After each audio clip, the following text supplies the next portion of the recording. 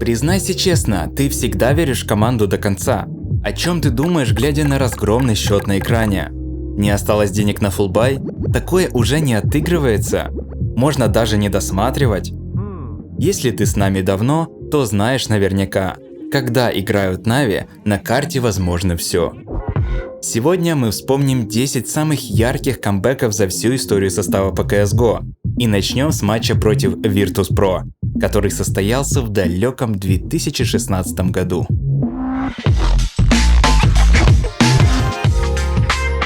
Полуфинал Counterfeit League Season 2. Команды открывают серию на оверпассе. 3 выигранных раунда на старте карты превращаются в 12-5. Ведут медведи. Та самая легендарная пятерка с Тазом и Пашей Бицепсом.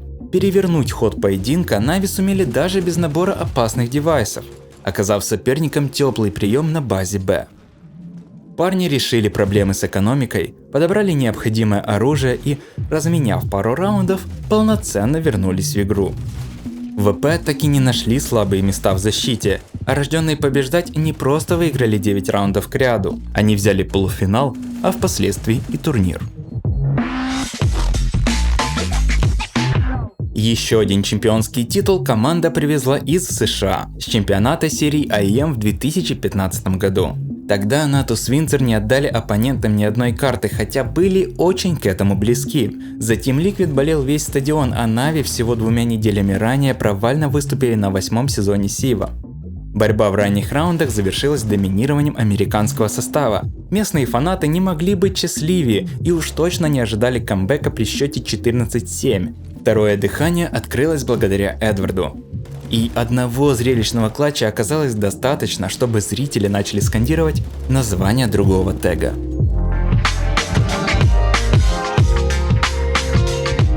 Впрочем, чемпионский дух никуда не пропал с изменением в составе рожденных побеждать. В 2019 году в Катовице Нави подтвердили статус королей камбэков, сражаясь с Фейс на Инферно.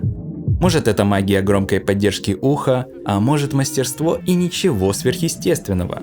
Даже если это пик соперников и они ведут при счете 10-3, списывать со счетов Флейми и Электроника – непростительная ошибка. Егор доказал это, дважды оформив эйсы в пистолетных раундах, а Денис завершив матч с рейтингом 1.49.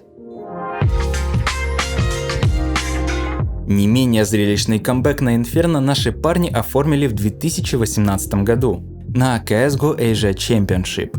Первую победу в серии Нави заработали на допах, поэтому и на второй ожидалась жаркая борьба. По другую сторону баррикады тогда играли Envy, и вплоть до смены сторон французы не давали нашей команде расправить крылья. Половина закончилась перевесом в 7 раундов.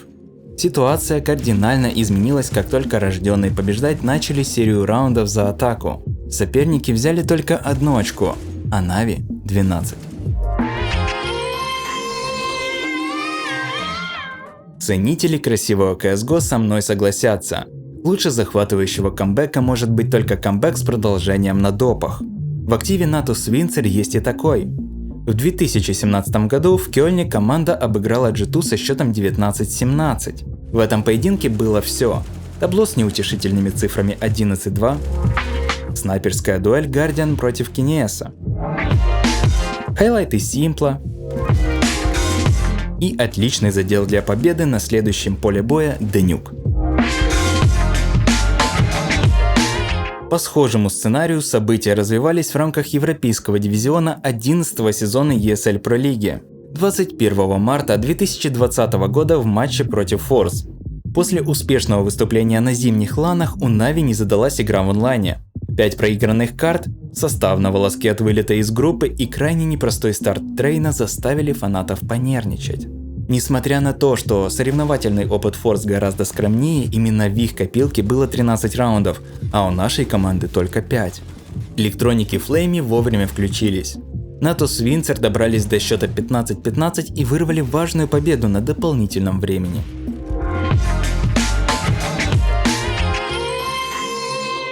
Нави и НИП.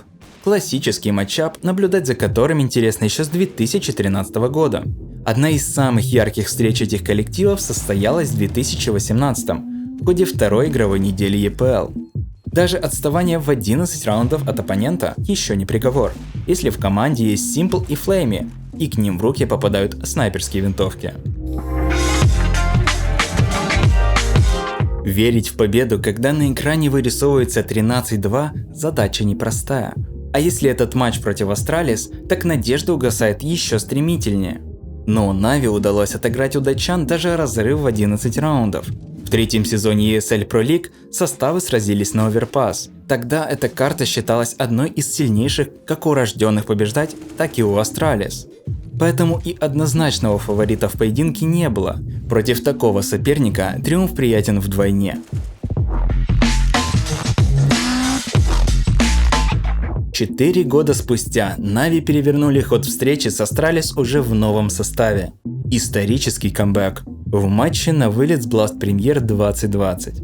13-6 на Инферно, но с этой отметки жаркая борьба только началась.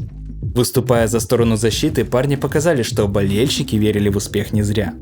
Комьюнити считает, что с этим матчем закончилась эра чемпионства датской пятерки. А что скажете вы? Пишите в комментариях.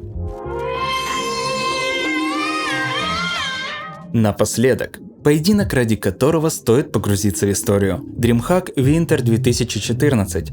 4-й турнир по CSGO со статусом Major. Звучит фантастически, но Na'Vi вновь камбэчили против Астралис. Точнее, технически, тогда состав выступал под тегом Dignitas.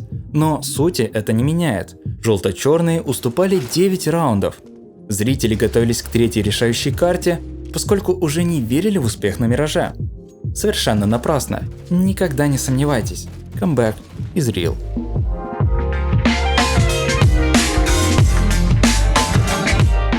На этом заканчивается наше путешествие в историю камбэков Na'Vi. Если вы хотите продолжения формата топ-10, то ставьте лайк, и как только наберется 20 тысяч, мы сделаем новый выпуск. Спасибо за внимание и увидимся через какое-то количество времени.